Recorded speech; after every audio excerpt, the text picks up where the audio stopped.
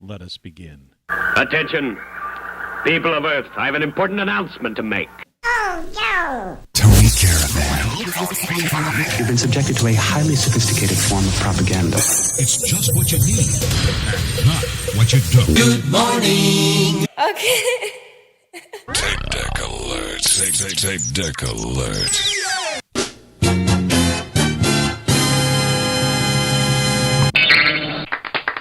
Thanks. Brilliant! All right. That didn't exactly work the way I was planning. I originally planned to say this is where we begin. And what I was going to do was going to start with an opacity like this and basically come into the program. Now, why it decided not to work, I have no idea. What brought you to this show is no doubt we live meaningless lives that are getting more absurd. Right? And I doubled down on that in the description below the thumbnail title card. Yes. Hey, you could see the garbage man outside. Yes, meaningless lives becoming more absurd. The existential threat from within. See, there's my garbage truck in the upper right-hand corner. And there's a garbage man. 2 garbage men. They're going to be grabbing my garbage. Yeah. And over there, what? We got school buses. Is that a school bus? Or is that another garbage truck? That's another garbage truck, I think. I don't know. Busy for 5:52 a.m. in the morning. Look at that. This is a neighborhood. Coffee.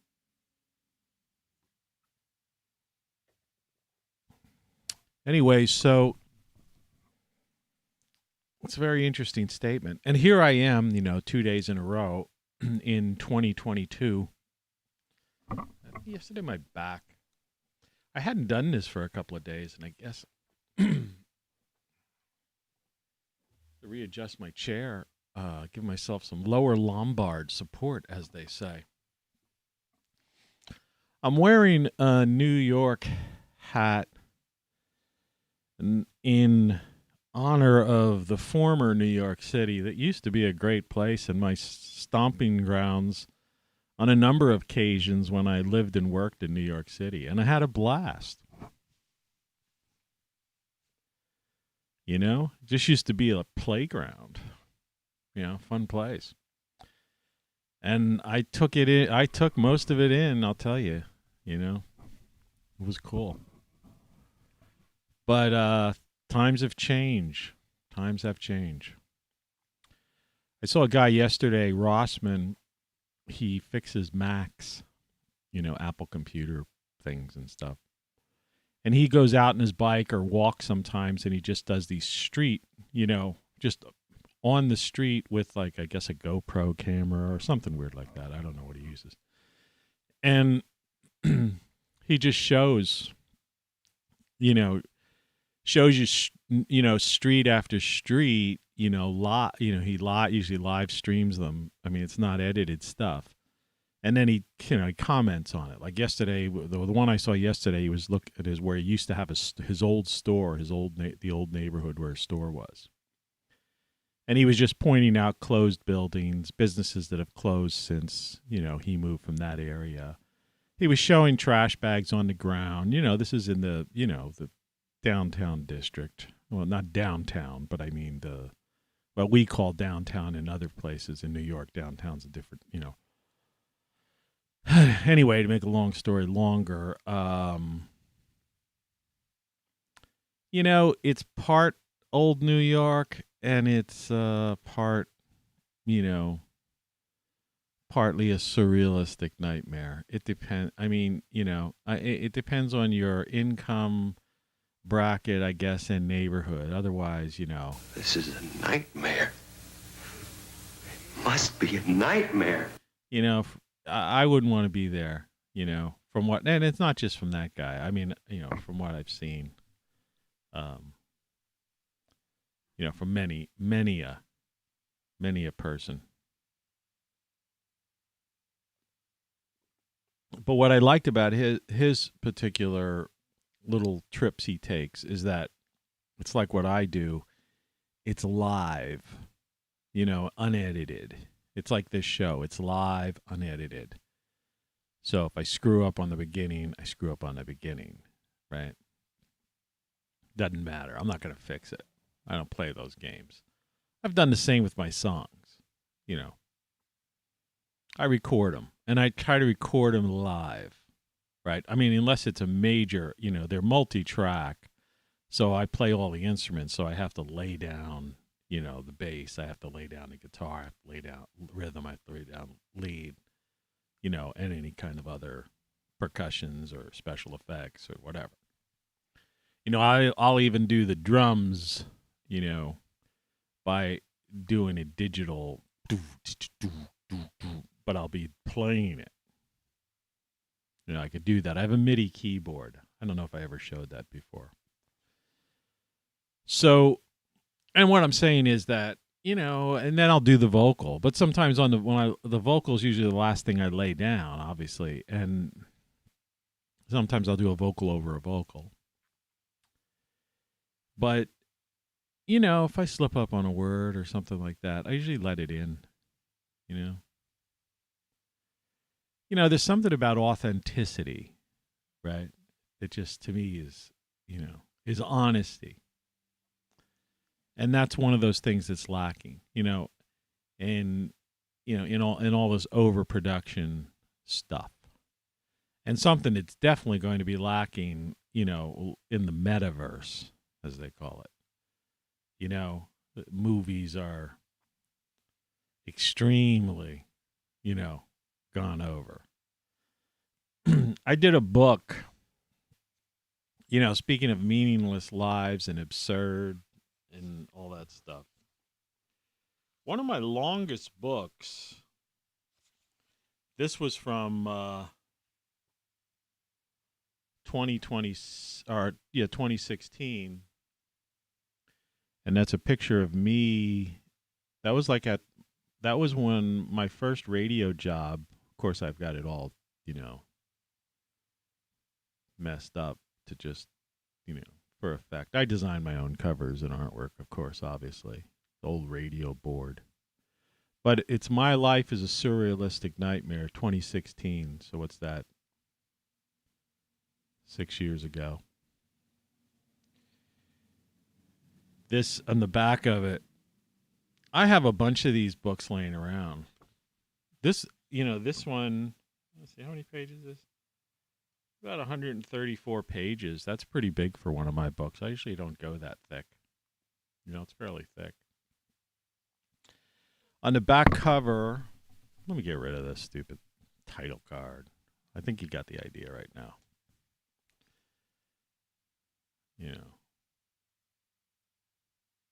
I mean, these are neat covers. Barcode and everything. You buy it in bookstores. This is the 5th anthology by a man now known as a beat poet and scathing critic of 21st century society and its memes. This collection of works cuts through to the root causes of the plague of dehumanization, neo-feudalism, and the great deceptions.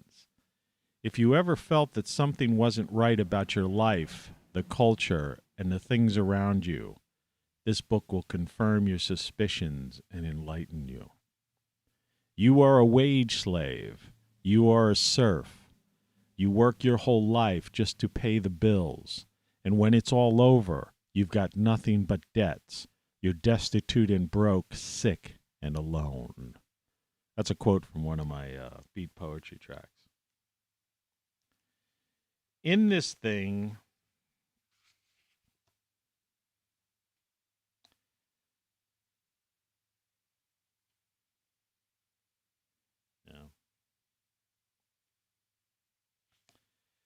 I had a list when I was doing for those of you tuning in and don't having a clue of what the heck is going on.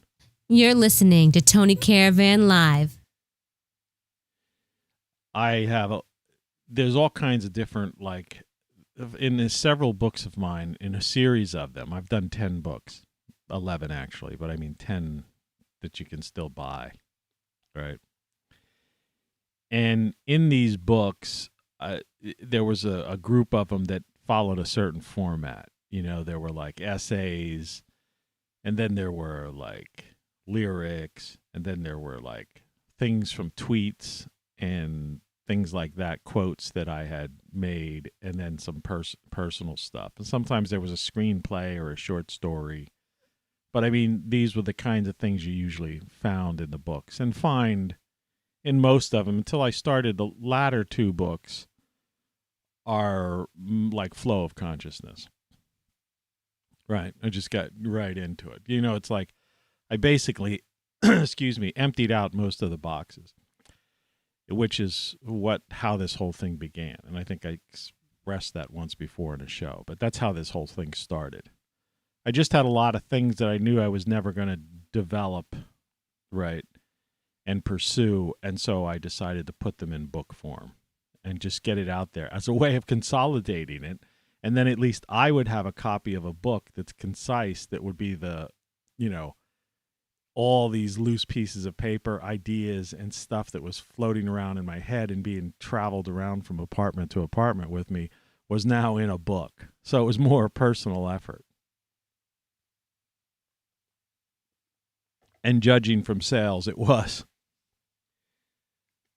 But I used to, you know, I used to include these quote things because I don't do Twitter anymore. I post a link to this on Twitter, but that's about it.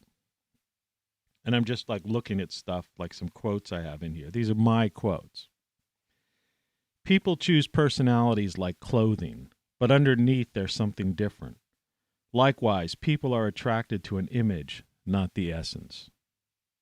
You know, the side effect of advertising, public relations, the education system, and political campaigns is the inability of many people to discern the truth from an assertion or claim. This is compounded by repeated exposure by the media of pop cultural icons of the day, which has created the modern-day cult of personality. So that was a quote that I basically started about 6 or probably 7 years ago.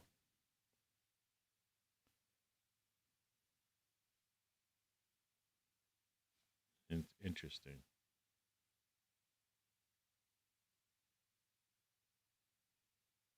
Yeah.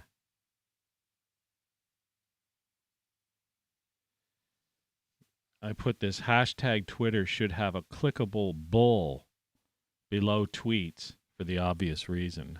That was posted on Twitter. No wonder they. Of course, I was in Twitter jail or whatever they call it once, you know, where I couldn't tweet for, I don't know, a week or a couple days.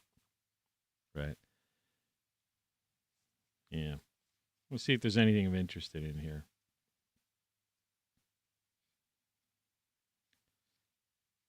This is a good book. There's some typos in here. I also used to do this. I also used to always have like more quotes within the articles, pulled quotes as they call them, but I would, you know, oversized. And like this one, for example, as long as people are suffering, they will find someone to blame or scapegoat, which has always been the primary cause of this problem throughout history. You know.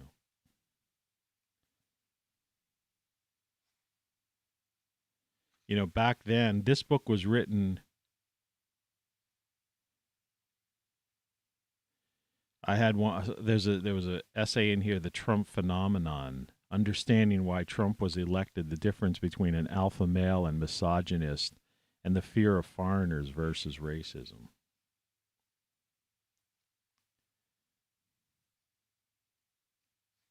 Let's see. I'm just going to look through a couple quotes. Don't worry. Hang in there. Millennials are now starting to overtake the baby boomers, which means that technically there should be more people able to pay into the system than those who are taking out of it. The only problem is it turns out that the last, you know, couple of, let me just get this. The last couple generations, you know, obviously the birth rate is down. They're just not having kids, you know. The question you have to ask yourself is, do you want to be a wage slave with debt, stress for your entire life, or would you rather live free and experience the joy of being human?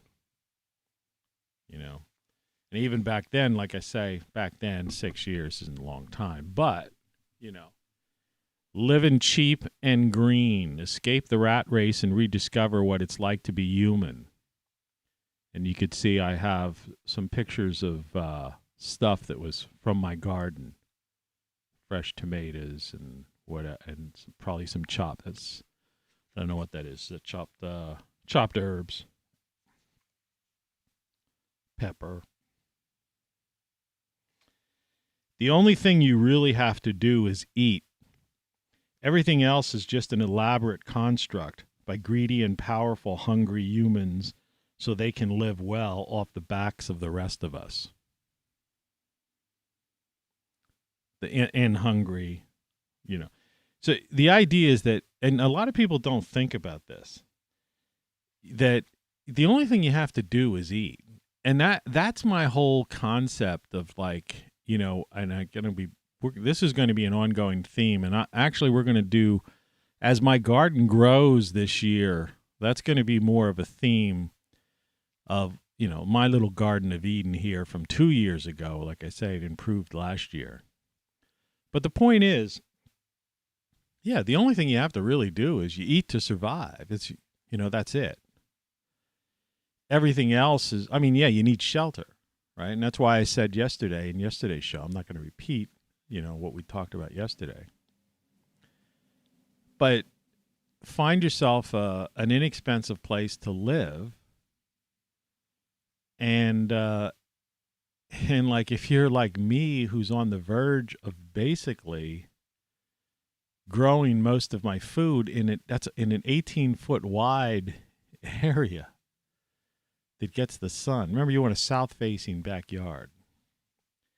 People have to shake off their cognitive dissonance and lives of diversion. Most of us are just a few rent increases and price hikes away from homelessness. And that's the thing. And I guess that was the motivation that was my mindset that originally brought me, you know, to going here. And as you can see, we'll just look at the table of contents, you know, just to give you an idea. There's a lot of stuff in there, see? The orchestrated fall of man was the foreword. The dehumanization of man. Humans are insane. But, you know, be forewarned if you're into buying this book, and I have a ton of them. I mean, I'd like to sell them direct just to get rid of these things. I don't know what to do with them. There's like typos in some of these books. That's how I got on this tangent. Where I was talking about live and being, you know, doing something live. And not getting obsessed with, you know, overproducing, tweaking, and, you know, editing every imperfection out. You know, a little upset in my stomach for some reason. I don't know why. My cereal was really good today. I had some, you know, some fruit in there. Berries. So I was thinking of this stupid line while I was like putting the ingredients into my cereal. If you know, remember Kojak?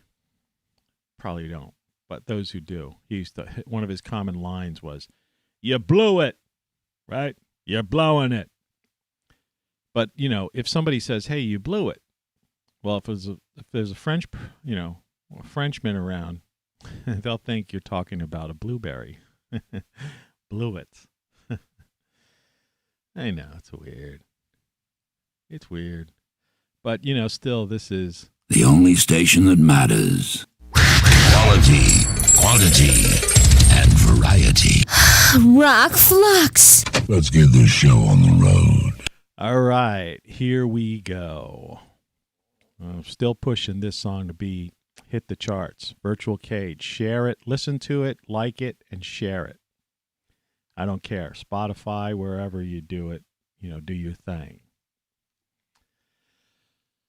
We live meaningless lives that are getting more absurd. I mean, does that sound like something that is off the wall to you? Right? Or not? Or is it like, duh? Because that's earthquake. See?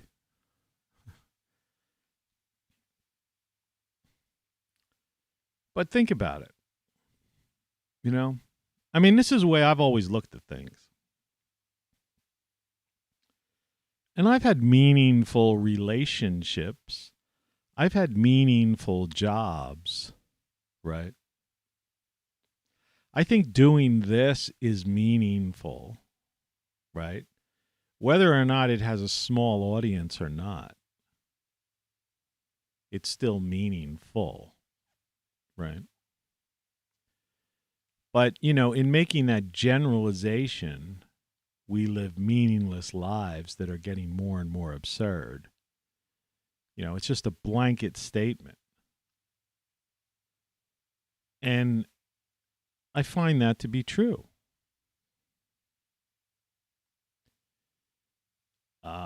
For most people. And the divide among people, based on, the absurdity of this billionaire class versus, what I call the wage slave. And when I say wage slave, don't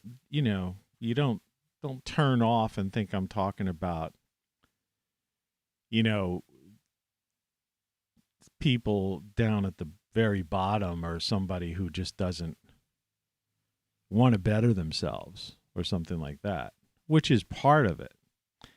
And like I said, one of the forewarnings about this book and this era, there were a couple books in the middle. Like I said, I wrote 10, 11 books.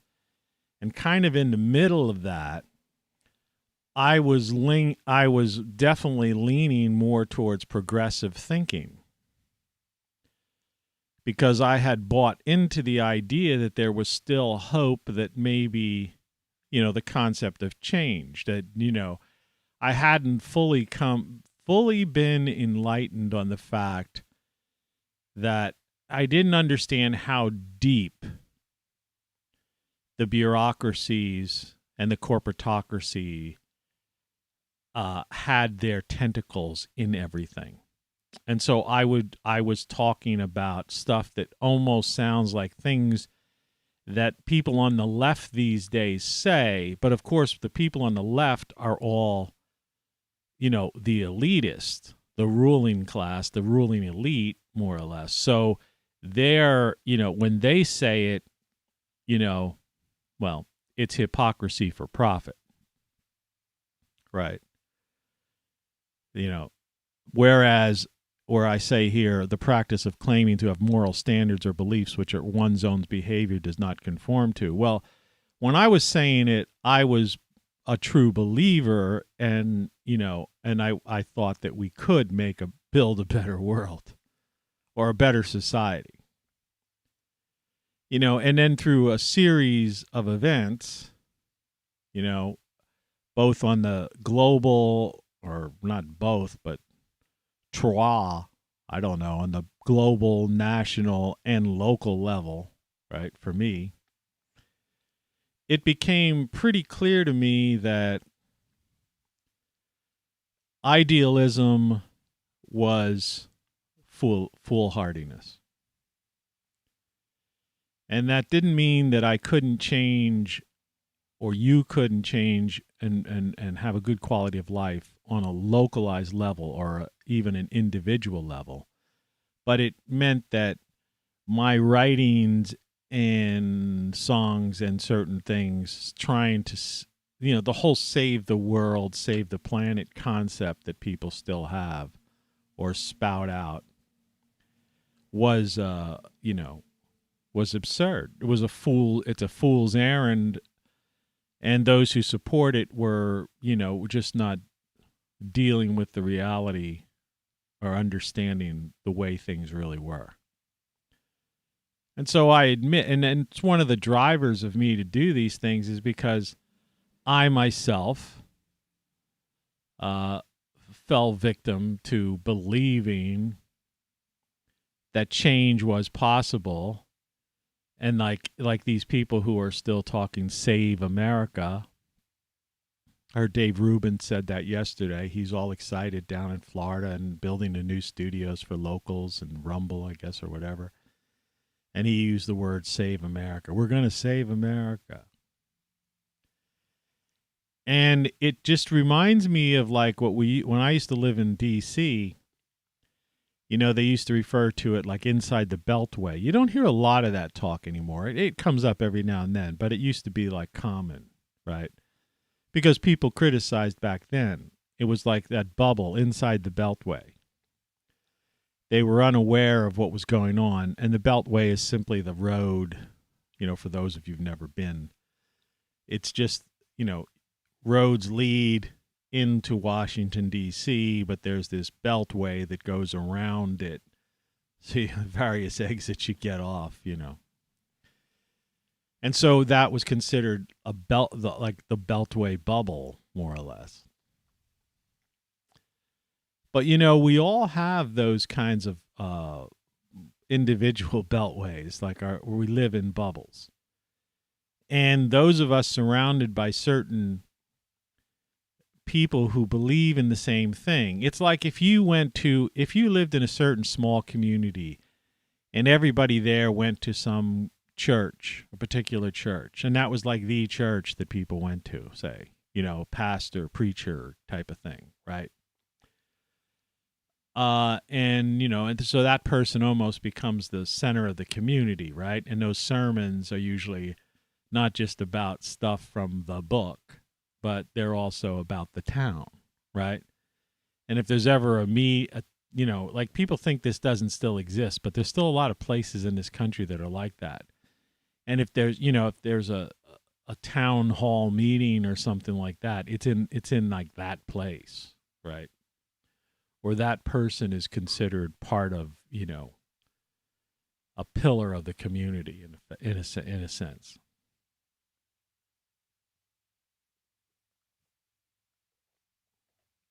Now, so there are those, and there's nothing wrong with that. I'm not saying there is. In fact, in many ways, the smaller communities that are like that, you know, that's an ideal situation. I don't have that where I live because I live on the outskirts of town, though there are.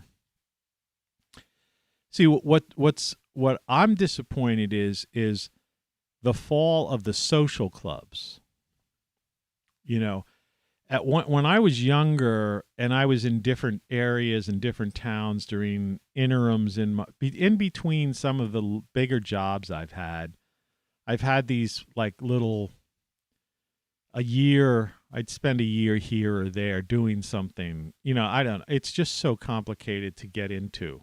You know, some of that stuff never even made it into my books, I don't think. Some of the stories. I don't know. Maybe I should write another book. I don't know. Maybe I should take the rest of this junk that I have all over this place and somehow compile that into a book. And maybe I will do that this year, you know. Put out book 11. I wasn't going to, though. I thought a series of 10 books, you know, was it. But I was in these towns where I'd be a member of the VFW. The American Legion, right? Things like that. The Sons of Italy, the Knights of Columbus, you know, and of course Masonic lodges. You know, people have all this weird thing they think about the Masons and stuff. You know, these are really social clubs, is what they were. And they were places where people would have wedding receptions and birthday parties and all that stuff, you know. But I mean, they had they tended to have a bar too. and it was a place to go, and it was a community. And what happened is they were left over from the old days.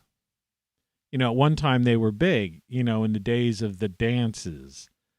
Saturday night, all these social clubs would be filled with, would have a band, music, and dancing, right?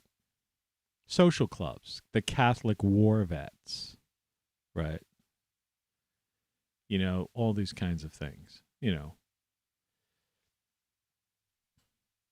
there were also, clubs, all religions, there were events, Jewish events,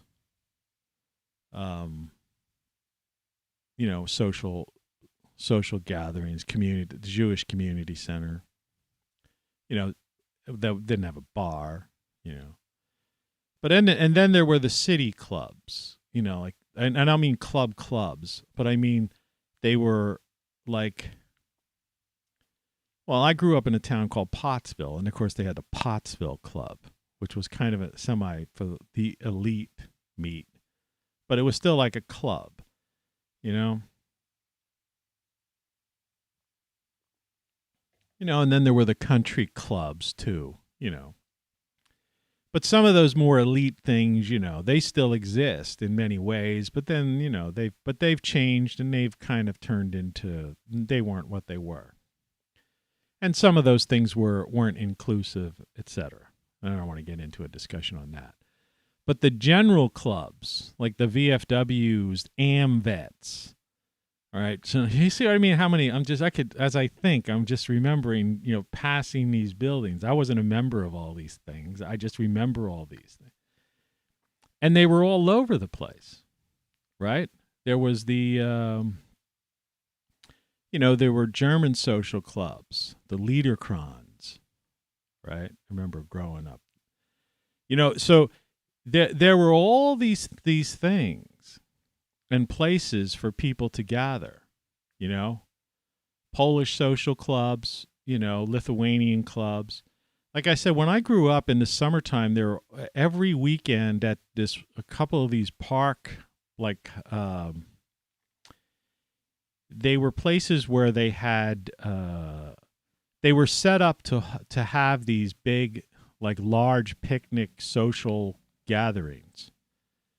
And they would each weekend in the summertime, in the nice weather, there would be like, Lithuanian Day, right? And you would have all the foods, and the old women from, who basically, still talked with an accent and stuff, were cooking these incredible ethnic foods. You would have real Oktoberfests. I remember my father the whole family would go to that, but he'd be at the beer tent, and of course we'd be doing kid stuff, and my mom would be, I guess, watching out for us. But she'd be the designated driver because my dad was like on those big long tables like Oktoberfest, because he was, that's his thing. Plus, But, it just goes right down. There would be an Italian festival. It doesn't matter. Just think of every kind of European immigrant Americans, the building of America. And in the area where I lived, you didn't have a lot of, say, Mexican Americans, or even I think we had one Chinese restaurant in the whole county. You see, so it wasn't like exclusion, or anything like that. It's just certain, and a lot of people don't understand that. There were certain parts of the country that just by the nature of the individual groups themselves, they just didn't go there, right? It would be like saying North Dakota is racist because there aren't enough blacks and Hispanics in North Dakota. Well, the fact of the matter was a lot of blacks and Hispanics wouldn't have necessarily settled in North Dakota. I'm just picking that out randomly at that particular time, talking maybe 50 years ago or something. So they weren't racist. They just weren't there. So you can't accuse, do you see what I mean? Racism could only exist, bigotry could only exist in an area where, people, where there was an injustice or inequality, in an area or among people that were of, equal, membership of that community, or even maybe more, but treated less. Okay? Particularly in the old, what they used to call the Democrat South. But I don't want to get into politics. Sorry about that. But anyway, what does that have to do in the slightest bit with we live meaningless lives that are getting more and more absurd? Well, when you lose the sense of community, okay, when you become, as the metaverse becomes more, and I know I've talked up the metaverse and stuff but I really meant and mean that from a technological standpoint. Excuse me.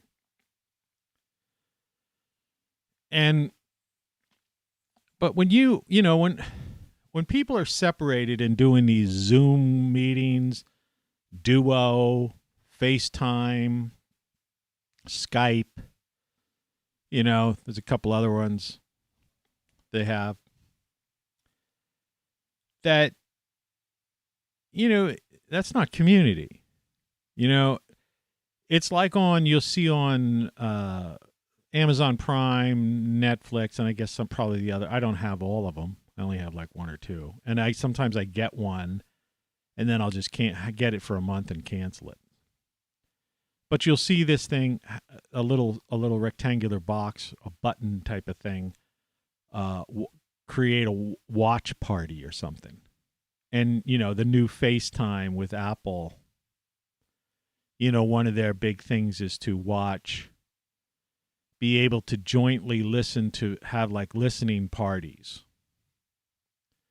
Or watch a movie together and be able to connect it through FaceTime, and you're all in sync watching the movie together, and I guess you're able to text or talk to one another while the movie's going on, which obviously is ridiculous because I can't stand a person talking during a movie, right? I don't know about you, but it's not.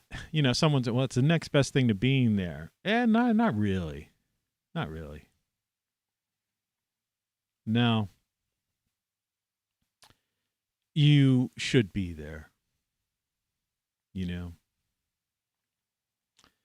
And when we lost our sense of community, again, generalizing, there are many people out there that still have community. But that's what we are. We're a species, right? We're a herding, kind of pack. We're pack animals, right? Really, humans. And, they even say with this thing, they talk about herd immunity, right? And so, we don't have that in general. Now, partially it's because our populations have risen so much. Partially because of the destruction of the towns, the small cities, the small towns and stuff, and that people have been like forced to just scatter with the wind. Like I know in my family, that's what's happened. So I really don't have that sense of family anymore.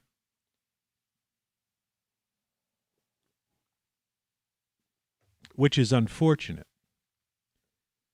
So I have to rely, if I want to see a family member, on a thing like FaceTime. or an email, something like that. Because the distances are too far to just drop by. Or if somebody's having a little birthday party or some kind of a thing, to call up, and say, and go over. Because, it's like you have to deal with mass transportation or some kind of thing, and especially in the past couple of years with restrictions, lockdowns, and all that kind of stuff, And I'm not unique. It's the way it was. So, that happened, right? And then you had this indoctrination of kids that basically kind of almost turned them away from their parents. So the parent no longer became the person that was teaching the child about life and living in the world, right? The parent just became this, hey, can I have, some money to do this, or, the the landlords, right? The children's landlords, right? And so the schools started becoming these centers where they were teaching, indoctrinating, really. Conditioning and indoctrinating and preparing these children for the future of servitude, which what ultimately means meaningless lives. And so, and again, all of this is a generalization because many of us, and I say this having seen it, occur. And I'm looking at my, I wish I could make this a little bit bigger, but I guess it's okay. Yeah. You could still see those. Look at that truck. Yeah. It was fun watching it on the TV yesterday to see that stuff happen. It's 6:32 a.m. and it's the 4th of January, if I hadn't really said that before, and you might have missed the Good morning. Wow, that's loud in the mouth. Ears. Your papers, please. So, hey, it's me. How you doing, man? I don't know. I'm getting into it's one of those flow of consciousness shows, okay? And I'm not sure if people, if I've got into the groove yet, that it's making sense to people, but I'm hoping it does,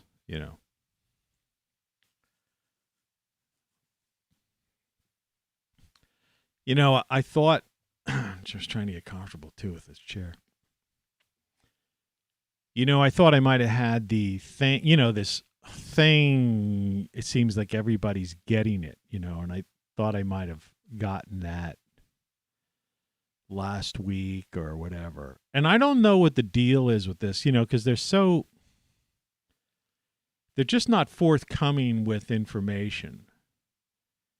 So, like I say, fortunately, I do have, fortunately or unfortunately, I have a doctor's appointment, I think, later on in about in a couple weeks, 2 weeks. I have 2 doctor's appointments this month. I hate having appointments. It's just like, it's freedom is fun, and freedom means not having to be anywhere unless you want to be there. Go do what you want to do. It's like today, there's one prescription I take, like it's basically something that helps me sleep at night, It's not a sleeping pill. It's just like a chill pill almost. It's because it's a long story, but it's just the noise and just the nature of everything, and I don't know. And the nature of me, I guess. Maybe my mind thinks, it just moves too fast. I've got 1,000 thoughts, And it helps me sleep. I got to go pick that up. Because I ran out yesterday. So I had to go. Luckily, I have a doctor's next door. So I had to go next door and say, hey, my appointment's not for a couple of weeks, but this prescription ran out. So they wrote me a prescription. I just dropped it off with the desk, one of the people at the desk. So they called back and said, yeah, doctor wrote it out for you. So I had to grab that and then walk it down, go through the 1.5 miles, whatever it is, to drop it off at a pharmacy. And of course, so now I got to walk all the way down today and pick it up. I guess I could use the exercise.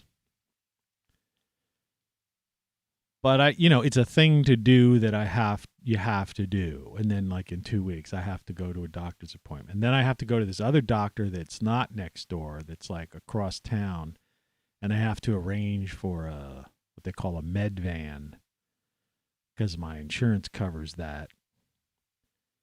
And so they'll pick me up. But that's a process. You have to call and order it, and then you have to call the company the next day to confirm it. And then, then they pick you up, and they usually come like a half hour early. And so you get to the appointment early, and there's nothing worse. Talk about catching germs, is to sit in a doctor's office for a half hour waiting to get called in. But anyway, be that as it may, I don't know if I caught this thing or not. What are they saying? Instead of 10 days of isolation, it's 5 days now or something. But, I have had like, I don't know. I guess, I don't know. I've been sleeping well, but that's, that could have been because my body's like trying to heal itself. And I've been a little nasal, but it's not like my nose is running, but, I could definitely blow my nose more than normal. So those are the symptoms I've got, is like a super mild cold. I did have like a very light headache the other day, but it was really light, not enough to even be it wasn't even an annoyance. I was conscious that I had a slight headache, right?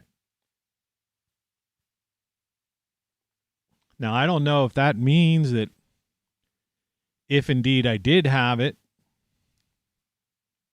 now I've got immunity, or whatever. I don't know. Like I say, you just don't know anything about it, and that's the absurd part of this statement. That as he coughs, right? So, and things are getting more absurd. It was Elton John had a line in one of his songs. Things are getting more and more absurd. But yeah, it's 2022.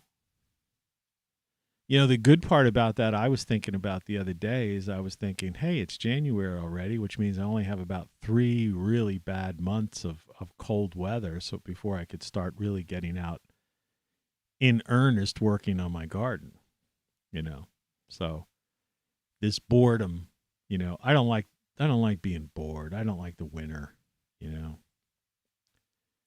there's nothing to do here, at all. The best, the only good part about it is that the heat's on, the house is warm and dry and stuff like that. Maybe that's why I slept well last night. I mean, it's like, when I was doing these shows last year, a lot of times I was starting them at like 3:30, 4 in the morning. So I've slept well the last 2 nights.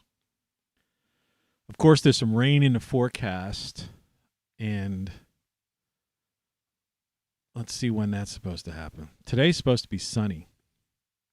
Actually, there's no rain in the immediate forecast. There was originally snow forecast for Thursday or Friday, but now it's looking like it's just going to be, this weekend's going to be cold. 20s and 30s, actually down to the teens at night, Wednesday night and Thursday night in the mid-Atlantic states. But today and tomorrow it's going to get into 40s because there's going to be sun out. And remember that thing that just most people just can't get through their skulls. The sun is the source of heat. All right. Which inevitably, and it controls the climate because of its magnetic fields and all that jazz, which we've talked about ad nauseum. But how do you get out of it? So if your life has become meaningless, it's like the meaningless pursuit of material things and money to pay the bills, which gets back to when I was reading the my old surrealistic nightmare book, right, about wage slavery. And I have a song called "You Are a Wage Slave." It's hardly a song. That's one of the ones where it's literally just me saying, "You are a wage slave." See if we have a copy of that here. Wage slave, wage slave, wage slave. It's not in that one. Here, yeah.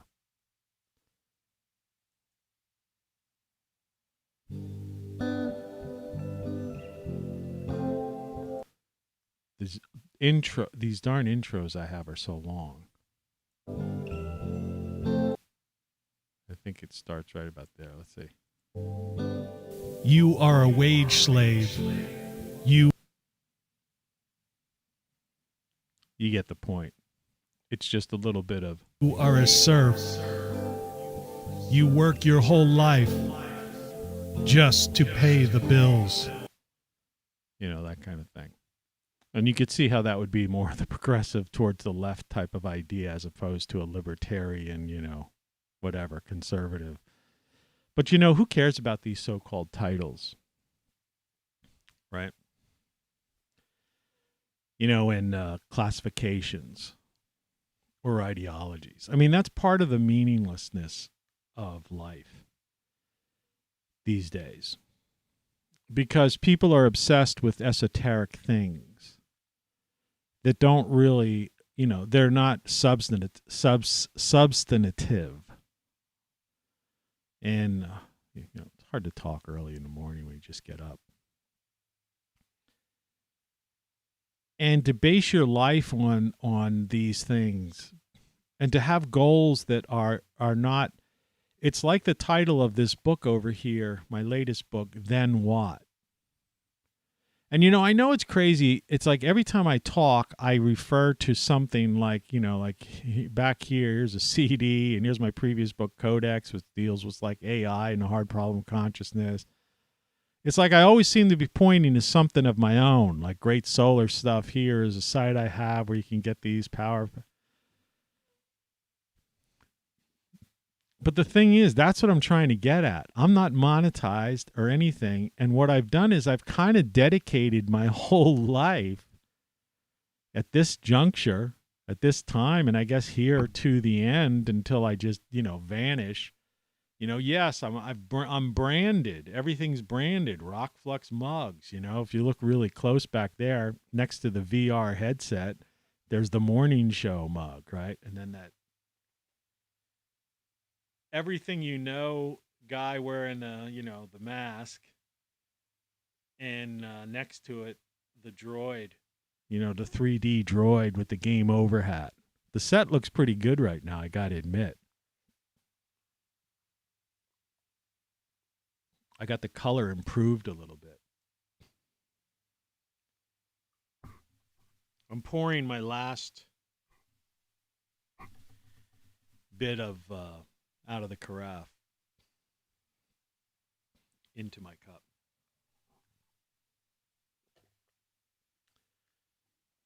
I put a little bit of that creamer in it. It's like a vitamin infused vanilla chai, but there's sugars in it. There's sugars in everything. But I try to eat healthy and keep my immune system up. So with me, in some regards, I'm going through the motions of just winter, trying the winter doldrums or something, just trying to keep myself healthy and get through the winter till I could be outside and be spending a good deal under the sun, getting that natural vitamin D3 and growing fresh vegetables and just listening to music out there, or just listening to the nature and just having fun and doing stuff, right? I mean, I realize that part of life is is to do something, meaninglessness. You have to you have to have an interest. It doesn't matter what your interest is. And it's not as a matter of like, sometimes people, it's not a matter of having to be creative. A guy like me does all these weird things.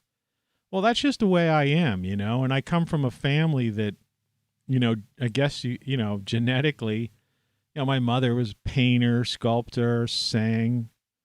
My father was an intelligent guy who was very well read and high IQ type of guy, and industrious, was, had his own enterprises as well as, worked.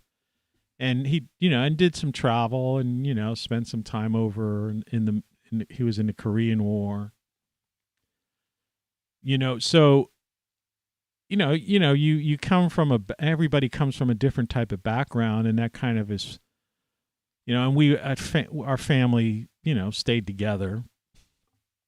So during the formative years and stuff like that, that's what you draw on.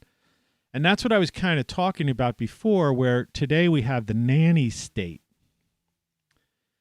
Because the school system is basically mandated, kind of controlled by the federal, and state level, boards of education and education department, and the curriculum is universal, and it's very leans towards indoctrinating young people into accepting that they live in a corporatocracy.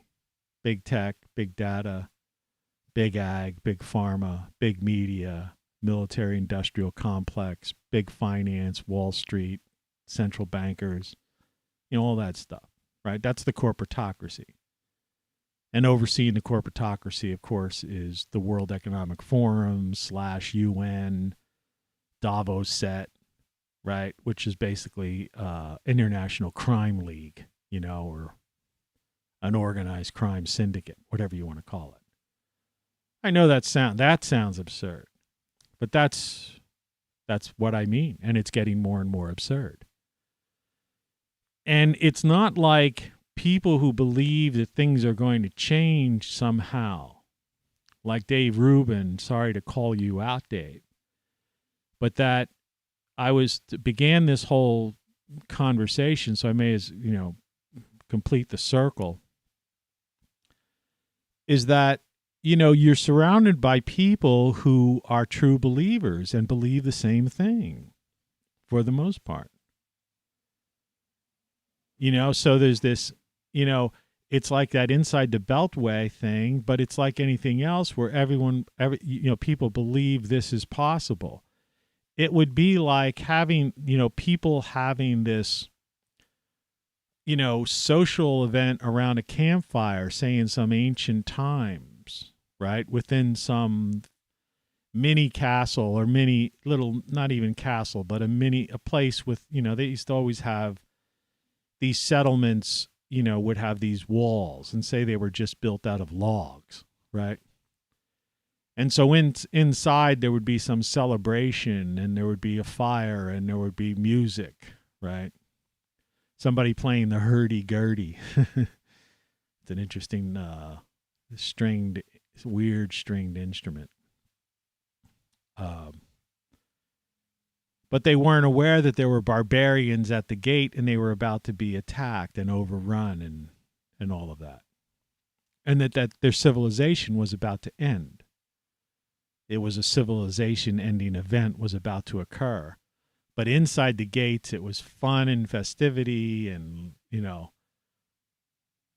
happiness, lively, people making love, people dancing, people, eating foods, conversation, all that sort of thing. But outside were these like warriors with like, painted, ready, and bows and spears and things, ready to, breach the wall and just literally wipe out everyone inside. And that's part of human history. And that how many thousands of times did something like that happen, right? People see this stuff in movies and they just watch it and then it doesn't mean anything to them. But the same things are happening right now. It's just not happening in that manner, right? There's different ways that there are barbarians at the gate. And I'm sorry if I'm moving around my back. I'm trying to adjust my back. It's just this chair has got to go. I've been complaining about it for 2 years, a couple of years now. But sitting on it for these long a period of times is just ridiculous. It's just worn out. It's 20 years old. I think I bought it. It was my office chair in the ad agency. So, that was like 20 some years ago, over 20 years ago. And I've just carried it with me all along because I had bought it originally because it was always my chair. Well, and that didn't matter anyway because the agency ended up being absorbed into a different company and stuff. So anything there was just left anyway. But be that as it may, I bought this chair personally 20 some years ago. Things with moving parts tend not to last that long. Excuse me. I have to clear my sinuses a bit.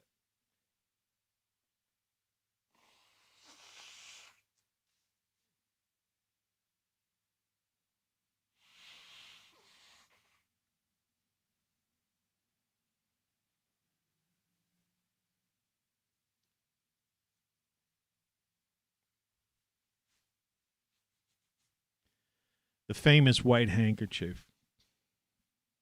I'll probably do laundry today. That'll be getting washed. I like handkerchiefs, though I do use tissues. Anyway,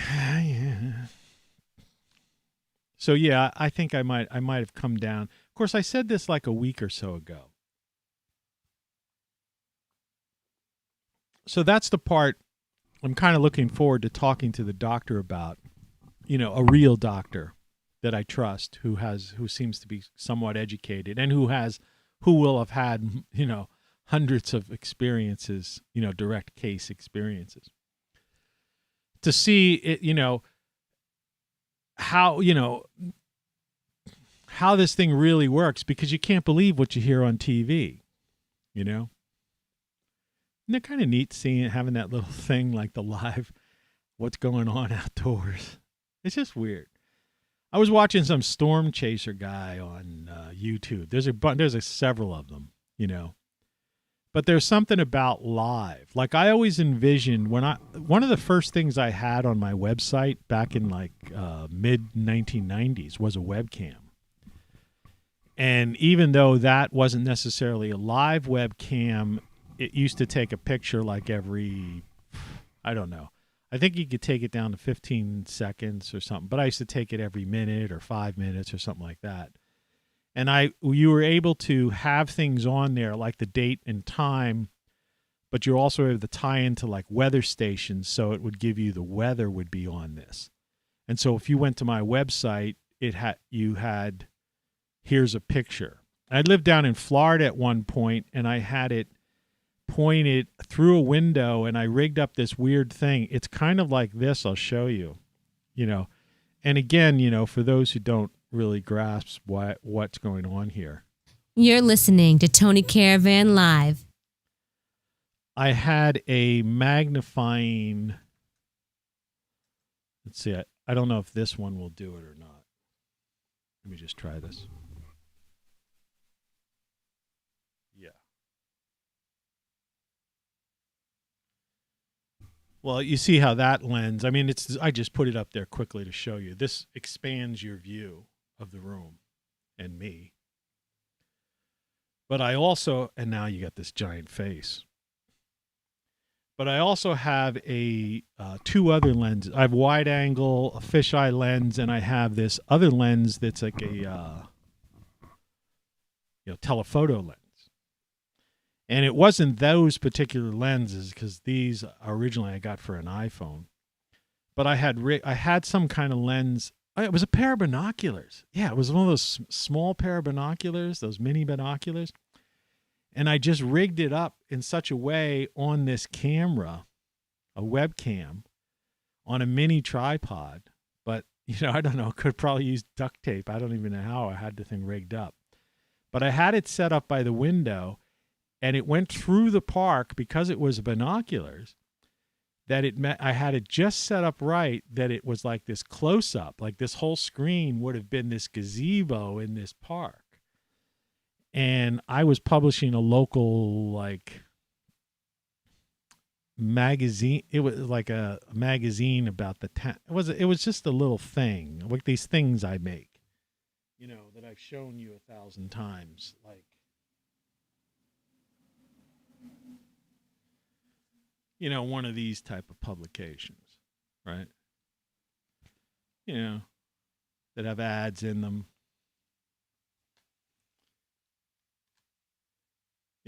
Entertainment, dining, movies, TV, all that kind of crap. What's going on? And I had a website to boot for that area. And of course, I had the time, date, and the weather, and then a visual of it, which was kind of cool. And that was 25 years ago, something like that. No, more than that.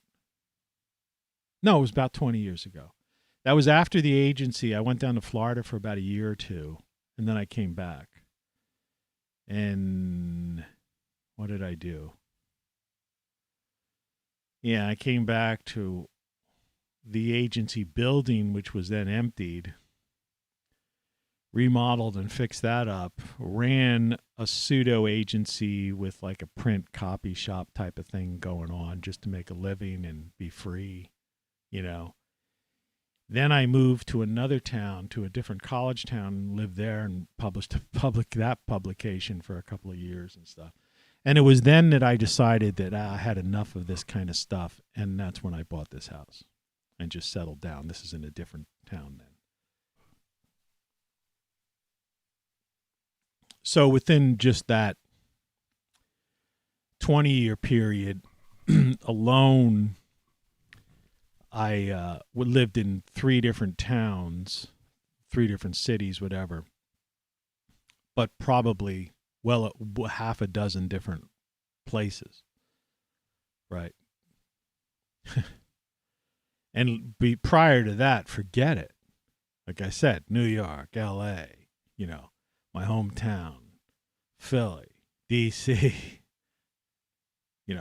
Penn State, State College area. You know what I mean? I was all over. I just lived, it was like traveled, lived,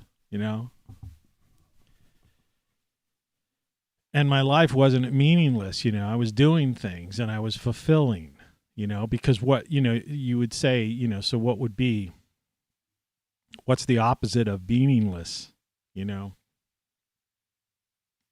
or absurdity? And that would be like, something purposeful, fulfilling, and,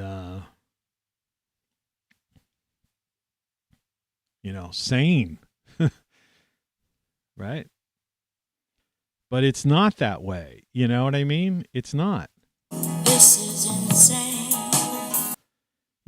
So as a whole, generalizing, we live meaningless lives. It's telling me it's garbage day. I know that. Garbage man already came. And they're getting more and more absurd. And there doesn't seem to be any end in sight to the absurdity. The meaninglessness can be changed, all right? Because that's what I started to talk about yesterday. I mean, in my instance, it's quite simple. You have,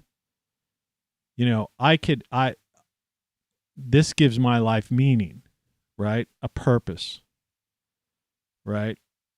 I'm producing food for myself. I'm producing food that I can give to others. I'm living healthy, I mean, there's a lot of things going on here, right? It's the same with, producing things like music and books, and creating, like I said, I'm going to expand this Great Solar Stuff site to have more than just, certain types of power things. But that doesn't mean that on the outside, it's not still absurd, right? The absurdity of life. And, and it's a pity that you have to become an introvert almost. And even if you're a couple or a family, you're then just it's group and, it's isolationism. And that's what the metaverse is. And that's what society's becoming. And these flu bugs, these whatever. It's like endless and it's absurdity. And they're not changing any of this stuff. It seems that they're just adding to them. And so that's the corporatocracy. And those that want to save, and think that other individuals, by changing, like I said yesterday, changing the guard, you're going to somehow change the bureaucracy or the corporatocracy. Well, that's like absurd. I mean, that truly is absurdity.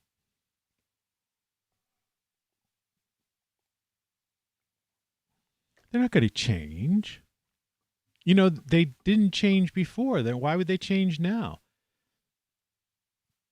This is the society we live in.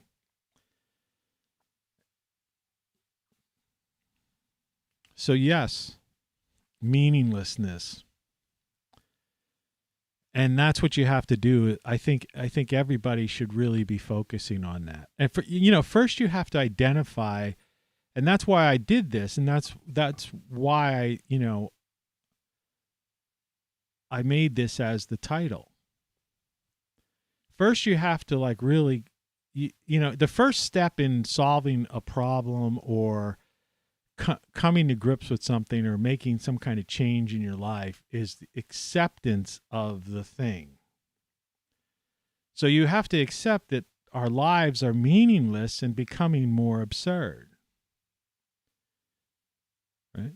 And once you do that, then you're on the road to, that's the first step on the road to finding some purpose, and living a more fulfilled life and not being caught up in the absurdity. And each person is going to have to find their own, chart their own course to figure that out. Not everybody's going to be interested in hanging out in the backyard, messing around with plants, trees, and laying in the, on a lounge chair in between two speakers, listening to music and soaking up vitamin D and enjoying eating fresh vegetables and stuff like that. Some people might want to do something different. I do multiple things just because, like I said before, it's just my nature and the way I was brought up, and it's part of my makeup, right? So yeah, I write, I make these songs, I create these websites, I do these graphics. I do all these things. I just do, and I'm still managed to be bored half the time. Seriously. I do these shows and watch them. And I'm still find hours of the day where I'm like bored. You know. So that's just me. Now other people just do a certain thing and they're happy and content. And that's okay too. You know, there have always been people that have kind of just been just happy being a pawn. Like there were people who I guess were happy being a serf. You know, they found happiness or contentment in just, you know, just a simple life. And, you know, there's really nothing wrong with that. And I've gone through certain phases where that, you know, where that was true for me too. Particularly when I was involved in relationships. You know, I'm not, you know, I think that stage of my life is pretty much over now. And once you're out of a relationship life for a number of years, it's, I don't know, it's like quitting an addiction almost. I mean, I don't know. It's hard to describe, but it's like, I used the term before. It's an old term people don't use anymore. It's called confirmed bachelor, right? And if you live alone for so many years, you kind of just adapt to it, you know? So you may have smoked cigarettes your whole life, but you quit, and then you look at a pack of cigarettes and you just go like, why did I ever smoke those things, and why did I ever waste so much money on them? You see what I mean? Now, I'm not saying why did I ever waste my time with women. I mean, I enjoyed my time with women over the years. But what I'm saying is living with somebody, you know, life. And so, you know, a confluence of events ended, you know, I ended up being this way and at a time when people are more isolated to begin with. And so it's very unlikely that I will ever, you know, it seems like the relationship part of my life is over. And, you know, and it's a bittersweet type of thing. You know, in other words, I'm somewhat pretty much content with my life in a sense, but sometimes, you know, you wish you know. But what can you do? You know, so you can't dwell on a thing like that. And and it's not such an issue in my life. You know, I'm sharing these things because that's what this is. This is a vlog, you know, my blog, right? You know, in hopes that, you know, people could understand, you know, in their lives that there are other people going through different things. But it's like, I don't particularly care, have this overwhelming desire and need to have a constant companion right now. So, you know, as opposed to times gone by where I couldn't stand to be, you know, a relationship would break up and it would be a devastating thing, and I would like jump right into another relationship, you know, the so-called rebound thing, and then end up getting involved in another relationship one way or another, whether it was with the rebound person or somebody else. And, you know, I'm just not like that anymore. And with the lack of community, you know, and I think a lot of people are going through this kind of thing.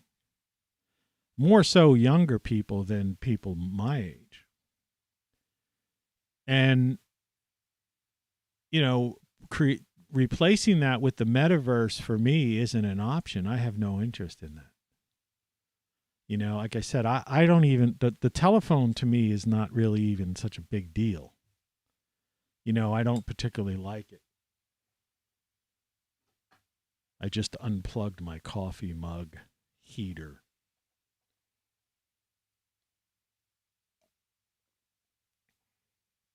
my last cup, which was hot, right down to the bottom. I can't believe this thing. So I keep it unplugged. It only costs $9, and the outer rim of it's made of plastic. I guess all it is like 2 wires going to a thing, but it says it's 7 watts. And I don't see like a step down transformer anywhere.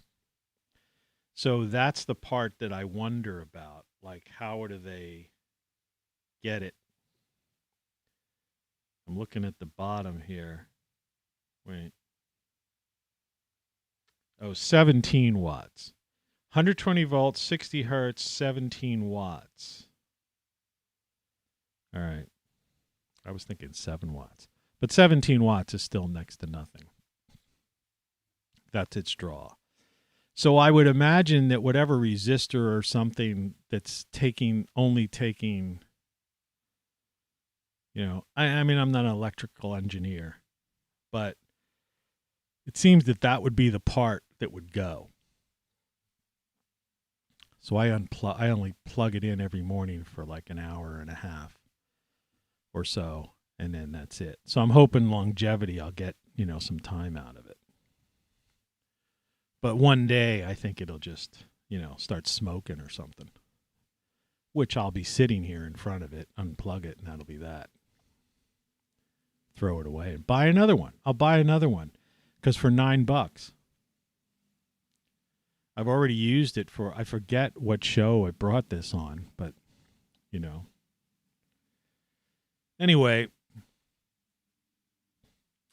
I know this is kind of slow moving in a sense, but the topic is, it's a strange topic to talk about, because it's something we don't really bring to the foreground of our minds much. And it's something that we don't want to really think about that. We don't want to think of our lives as being meaningless. We want to feel as if we have some sort of purpose in life, right? The absurd thing, well, I think that's clear. That's not up for grabs or up for question, right? I mean, just look around. I think most rational people realize that, life has become absurd in the 21st century, and particularly the past several years. You could see it starting to get daylight outside.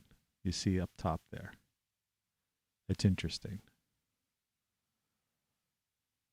We didn't see this before. It's an interesting little thing. But anyway, and in the distance on the right, you can see the skyscrapers of Manhattan.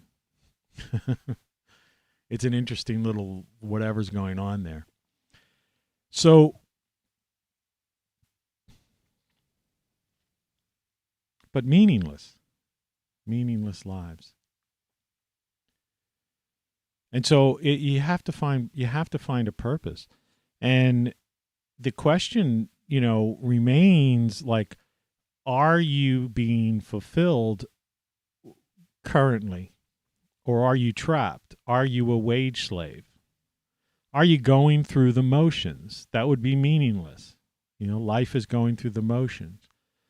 At what stage are you in your life is also a factor. Depending on what your age is. Are you just starting out? Are you in the middle of your life? Are you in your 50s? Are you getting close to retirement age? All of these factors, will play into the way you approach this concept of meaninglessness and trying to find fulfillment and a purpose, right? And obviously, the younger you are, the easier it is, and the better your chances are of bringing about, change in your life that makes you feel fulfilled. And it's a pursuit of happiness. It's a quality of life thing. I talk about that stuff all the time. Freedom is fun. And the other idea is that you can reinvent yourself anytime you want to. It's a recurring theme last year on many of my shows, where I used to say, don't feel pigeonholed into something because people around you, whether it's your family, coworkers, or just people you know in general, whether or not for some reason you feel, you're allowing other people to define who you are. Don't let that happen. And I think a lot of people, fall into that category. And right now, for example, the bureaucrats, the corporatocracy, you can call it the government if you want to, the powers that be, they're trying to define who you are, right? And the thing is, but they can't, because you are your own person. You're free. Freedom is a state of mind, right? They could put chains on you. They could do whatever they want to, but freedom is a state of mind. And sometimes change takes time. I know it did for me. It wasn't easy for me to make this change, to, be where I am. But I'm glad I did, because you have to take the good with the bad. There's the good outweighs the bad. The bad is that I'm more isolated than I was previously. But the good that way outweighs that part of it is that I'm free and have less stress in my life. I don't have financial stress because my mortgage, taxes, and insurance are only $200 a month because I bought a house that's inexpensive. But you can look out there as you see these cars go by and these poor wage slaves going to work. But you can see that it's not like I live in some ghetto or something.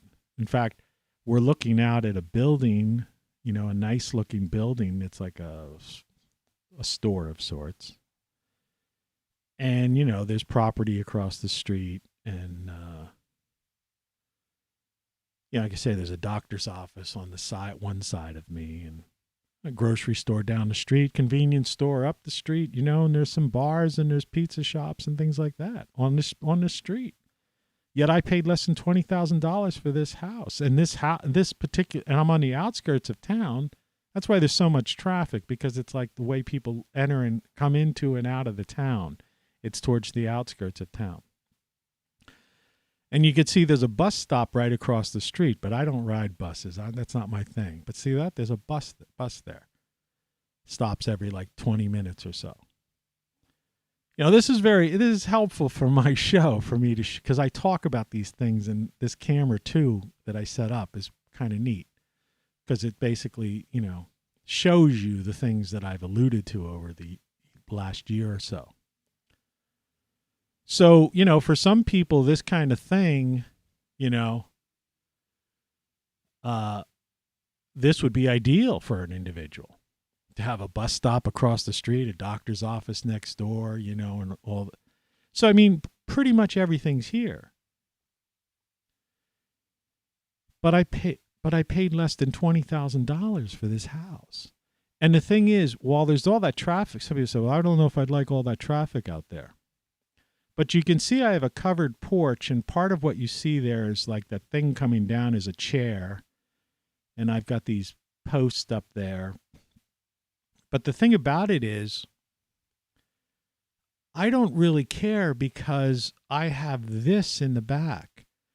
And when I'm back here, I can't really hear the road sounds, unless something ridiculous, somebody slamming on the brake or beeping some kind of big truck horn. So I could live back here, breathe fresh air, because all the oxygen produced by all these plants, the sunlight, because it's south facing, means I get sun from the morning right to sunset in that area. And I got my little private little workshop back there.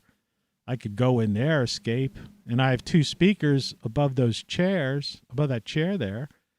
And When I could be listening to music and it's like in stereo, so any outside sound would be like muffled by that. But most of the time it's nice, and particularly on the weekends, there's no traffic, so it's like, all I hear are birds chirping. And the one side, there's a doctor's office, and they're closed on the weekends. You see what I mean? So you could find places that aren't, that are cheap and aren't in like some kind. Now, is this neighborhood, this isn't some great neighborhood. Like I say, there's no sense of community here. People are isolated. It's a low rent neighborhood in that regard, but it's not like because it's the main drag. I don't know what goes on 6, 8, 10 blocks back, who knows? Probably drug deals and all the other kind of stuff that goes on in, places like that. Right? But that's anywhere USA. But yeah, find yourself a place that's inexpensive and live free. That's my advice, but maybe it won't work for everybody. But like, even if I had kids or something like that, the school bus is stops right across the street. They literally stand on the porch and watch your kids get on the bus, go to school, and they come home and they'd be dropped off right in front of your house. Right? That kind of thing. So there are places like this all over. And like I found this place, this was a fixer-upper, but there are places that, if this was like under 20,000, there are places that are more in the 50 to say 75,000 range. But I'm telling you, a 30-year mortgage on something like that, every time I try doing this, we always end up like, it's just not the way it used to be, but let's try to do it anyway. Mortgage, let's see. Mortgage payment calculator. Let's see if we could actually find one. All right, here we go. Loan amount. Let's just see if this just works right off of here. Say you found let's go to the high end. 30-year fixed mortgage to 3.86, which seems to be what they're saying. Your monthly payment would be $352. Can you see that? You see that? Right there. Now, add on, it like I say, and if you were to find a place you were buying a house for, and again, like I say, you just bought a $60,000 house, $282 a month. Now you add your taxes and insurance onto that, okay?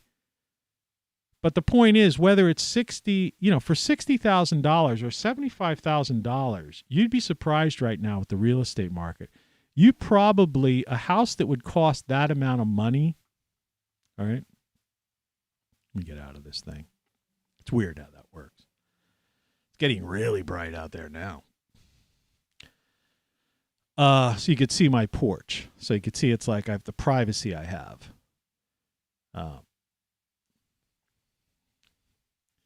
So it's interesting. But anyway,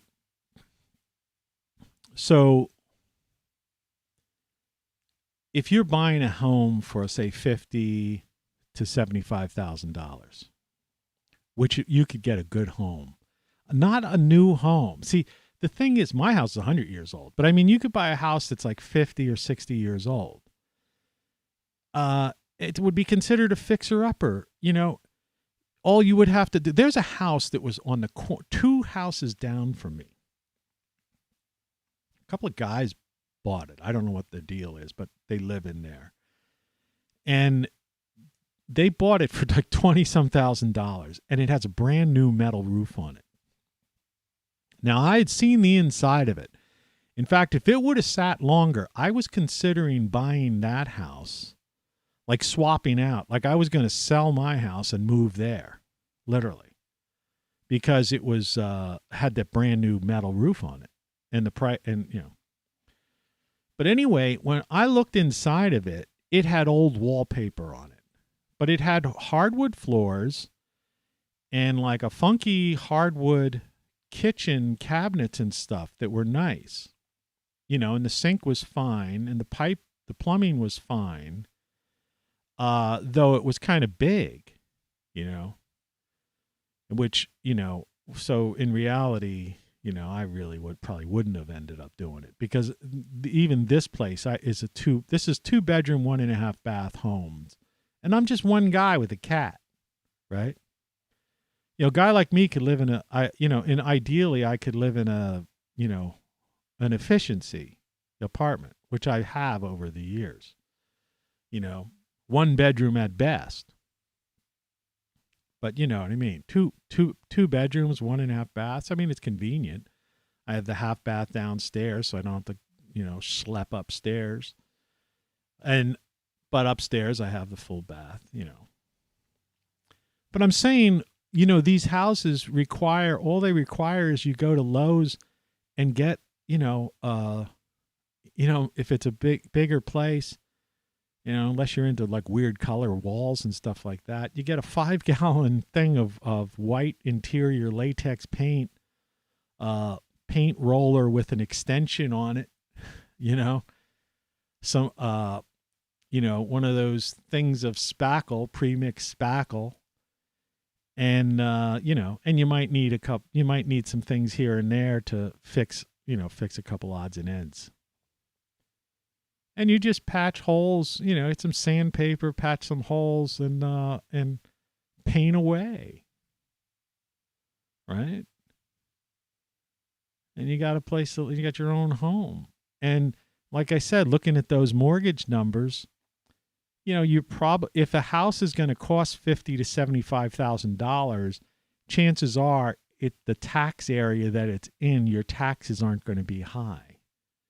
Your taxes will be, and your insurance isn't going to be that high, obviously, either.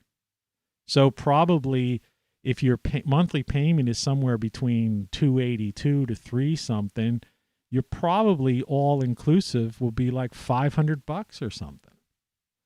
And where could you rent for $500? And here you own your house. You see what I mean? And if you were lucky enough to be like me, to get a backyard to boot, well, that's just, that's a pure bonus. Let me show you this thing here, because I did this on a previous show. Here, see, that's a doctor's office. But here's what here's what the yard looked like when I bought this place. Okay? Look how bad. Look at the fence. All right? There's an alley back there. The garages back there, they're just vacant. They've been vacant since I've gotten here. Since then, somebody's buying that one place, and they've been fixing it up. But look at this yard. Look at that garage, okay? That's what it looked like. That's why this place was so cheap. But this is what I did. Oops. Didn't want to do that. So what did I do? See, I have a bird feeder there. Those are my 2 apple trees on the left. But you see, I painted the fence white. All right? Fixed the roof of the garage with this like rubberized paint. You see back there, this is 2 years ago. That looks like a little junk heap there, but actually it's just cardboard. And the tire's holding the cardboard down from being blown away. But I've turned that into a compost bin. Anyway, so this is what it looks like now. All right? That same place. It just took me a couple of years of some, white paint, planning, building some, these raised beds, this is all cheap stuff. This is just white paint I bought for like $10 a gallon across the road,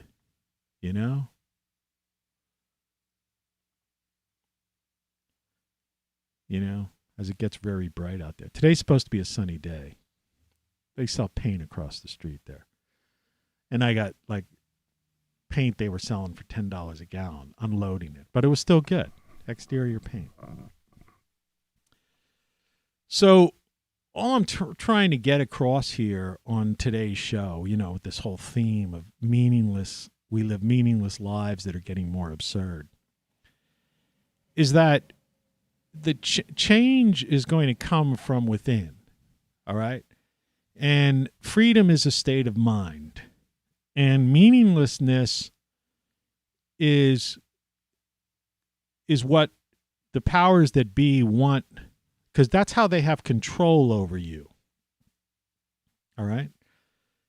Because they're trying to bring meaning into your life, but it's the meaning they want to have control over. So they dictate. And that's why there are so many people that are like wage slaves, or that people are, and the absurdity is this ongoing, never-ending thing, right? That you can't talk about on social media. So it takes, in my book, Then What, right? Which I've done this before. I have this thing in here. See if I could find it. I always have trouble finding it. The reason why you should buy the print version. See, I have this thing, like where you evaluate your life. This is a very simplistic thing. You could do this without buying my book. My likes and dislikes, things that make me happy, things that make me unhappy. All right? And then I also, on top of that, I have, and I've done this before in other books. Where the heck is it? Here it is. This thing is a monthly budget. All right? And I don't know how well a focus that's coming into focus or not. But it shows your mortgage, rent, your insurance, electric, gas, trash, internet, cable, telephone, all your bills, credit cards, the whole 9 yards. And the idea is to assess your cost of living, right? And this book isn't about that. This book is basically all over the place. There's that, there's my cat. This is a flow of consciousness that there's all kinds of things in here. This is just an interesting little read. It's, it's weird. It's a Tony Caravan original. That's for sure. Just like this Codex book back here, but the idea is that you have to, and that house across the street where that truck just passed by was just purchased by this Haitian couple who are fixing it up. They've just re-sided the whole thing. They put a new door on it. They're obviously not doing anything in the winter. But I guess I don't know if they're going to live in half of it and rent out the other half or something like that. But, I don't know what they paid for that place, but I bet you they got it for a song. So that's like, like whatever, half of a double, split 2-family home or whatever they call them. But I've seen them and said hi to them and stuff. They seem like nice people and stuff. And so, you could find these little neighborhoods and places all over this country. You don't have to spend much money. But first you have to evaluate your own situation. You can't let the media, the politicians, right, the corporatocracy, the bureaucracies dictate to you like what your life is.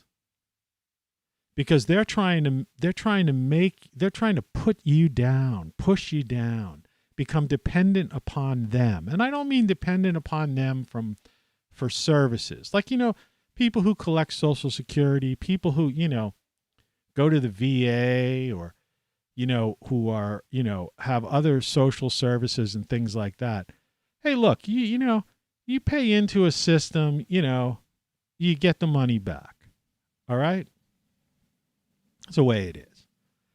I've worked for 40 years, and, some years I made a lot of money, and I had a lot of deductions out of my when I was getting paychecks.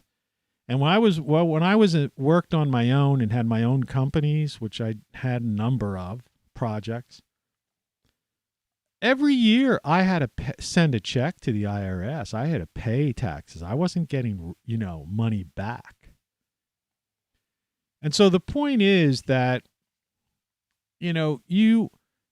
when it comes time to get something, you know what I mean? If they're gonna spend billions of dollars or $1 trillion on some foreign war with our tax money, for crying out loud, when you retire and since you paid into Social Security, Medicare, and stuff like that, well, forget about some, libertarian idea of like, oh, we have to abolish.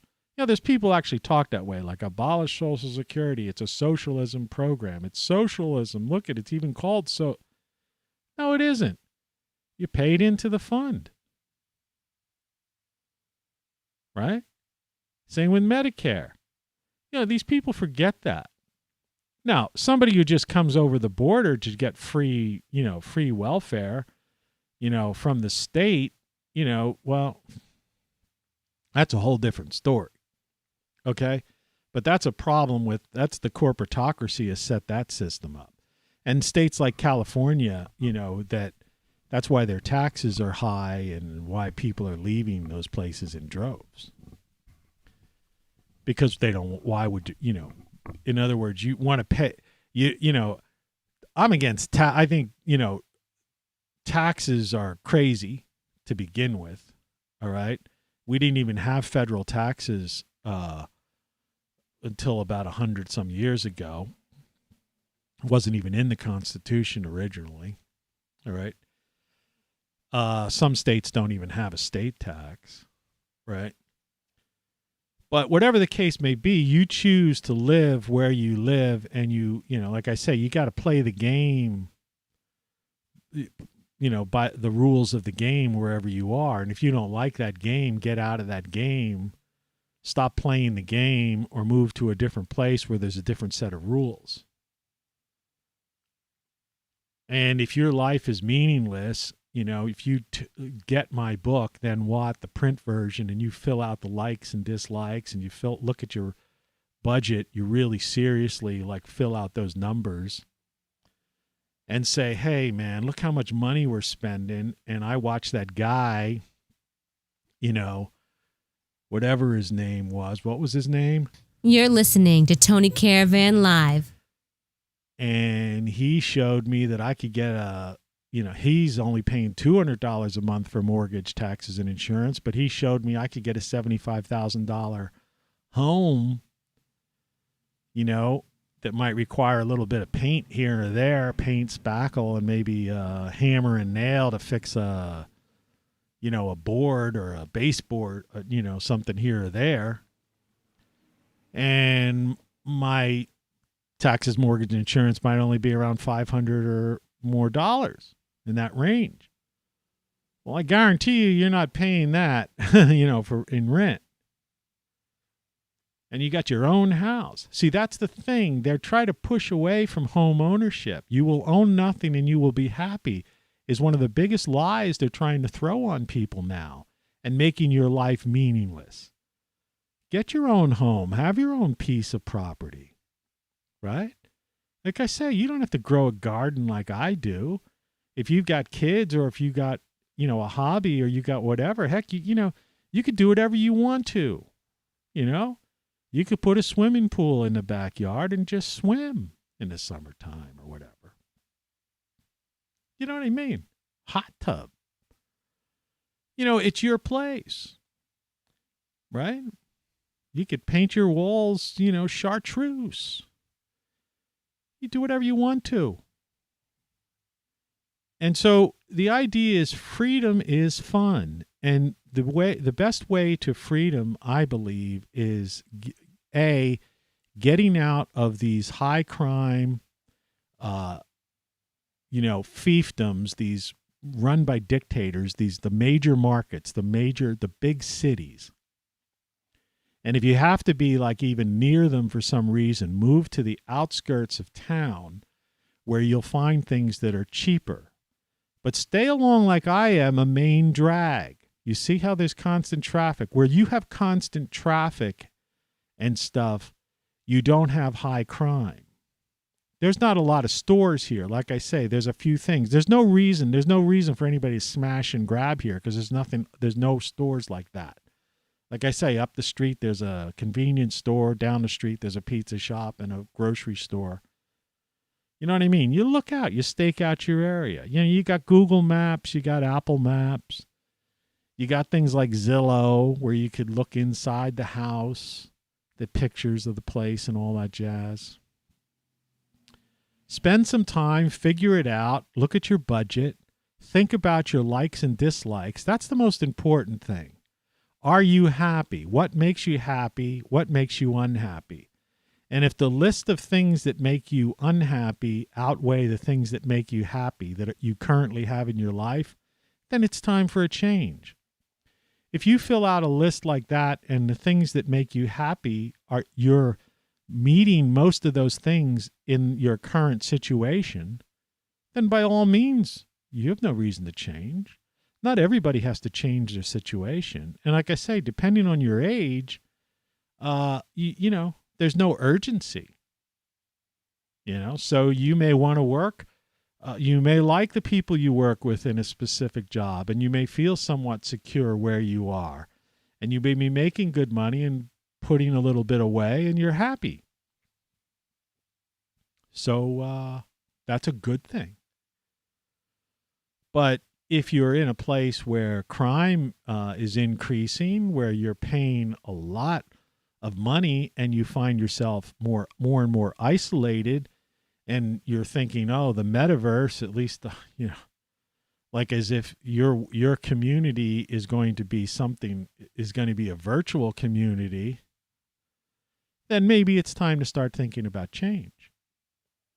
And it might take you 6 months or a year to implement that.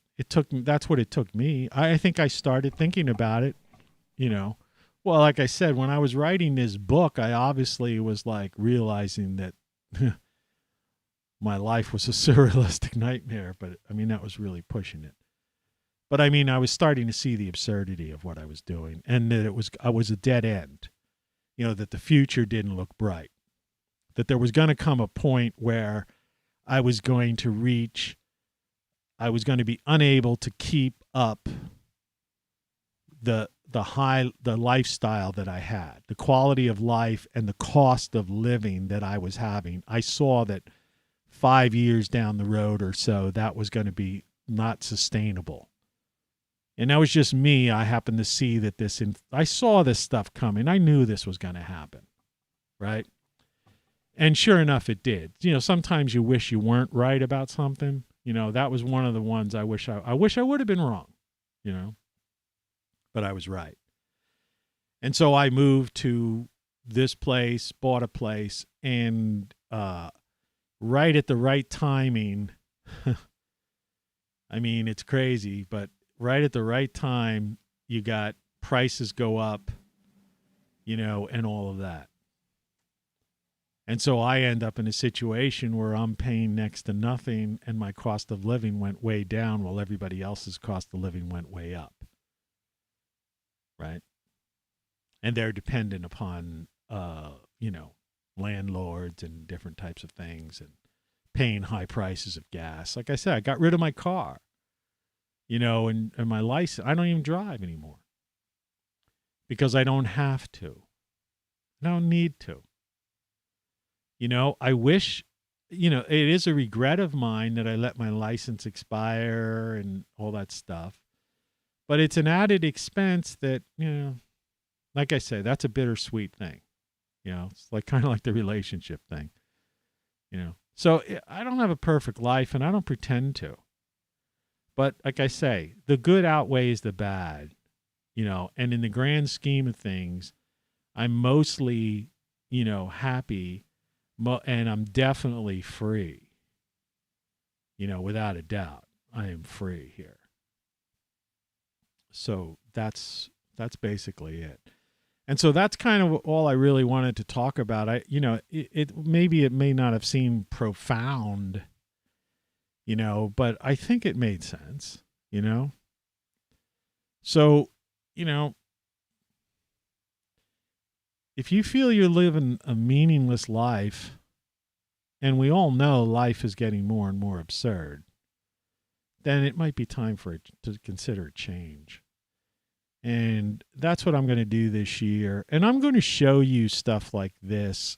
I'll take you along on this journey as later on this spring, as I start to build this garden. I'll actually do shows. There are some shows I have where I voice over like my garden, but they're just kind of, I don't know. A lot of stuff becomes outdated, right?